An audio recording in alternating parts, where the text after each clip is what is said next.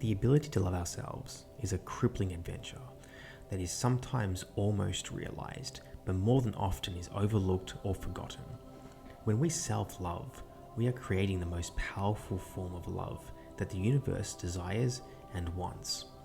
In this world, love has become associated with the external, a commoditized pursuit that is regulated through dating applications and social media trends. However, it is our relationship with the internal, that is within us, that will bring the greatest joy and allow our anxiety to fall away like deadwood.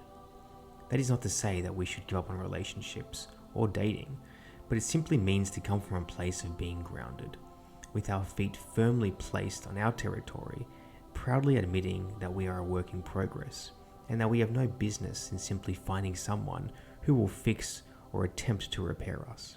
That is our responsibility. No one can, or ever will, or ever should, lift you from your own despair.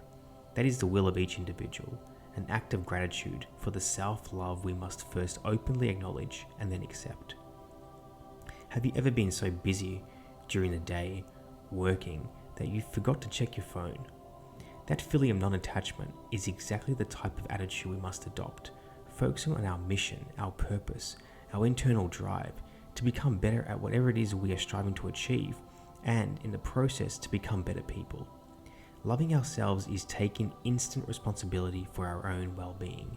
Instant, since it flows from our core, our eternal engine of love, that we somehow forgot somewhere down the road we steered our adventure on. Taking stock of ourselves is the first step towards a better version of you.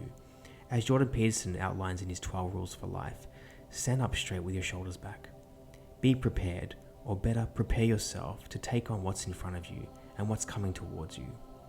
When I think of all the times I failed something or someone, I do my best to take away the lesson from that particular experience.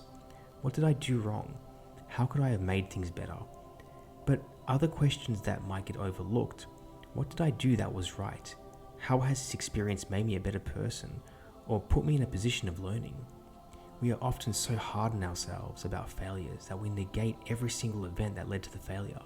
The word failure should be replaced with experience. That way, people wouldn't feel so self-loathing and burdensome.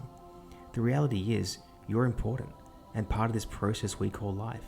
The trick is to see yourself as a processing entity.